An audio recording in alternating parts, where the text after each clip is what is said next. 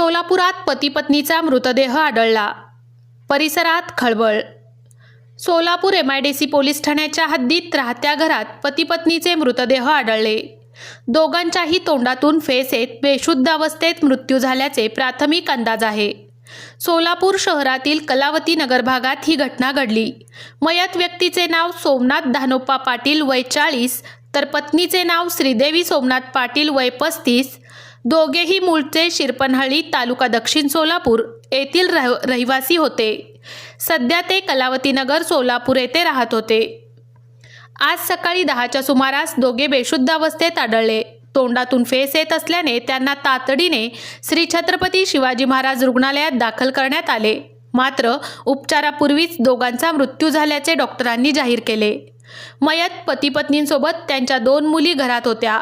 मुलींनी आईवडील उठत नसल्याचे पाहून काकांना फोन केला. काकांनी लगेच धाव घेत दोघांना रुग्णालयात नेले. मात्र दोघांचाही उपचारापूर्वीच मृत्यू झाला. सोमनाथ पाटील यांचा पूर्वी कुक्कुटपालन व्यवसाय होता.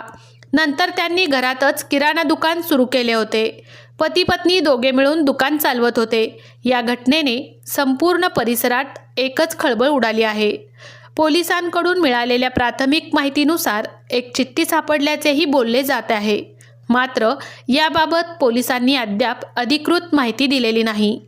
आत्महत्या की इतर काही कारण, संपूर्ण प्रकरणाचा तपास पोलीस करत आहेत.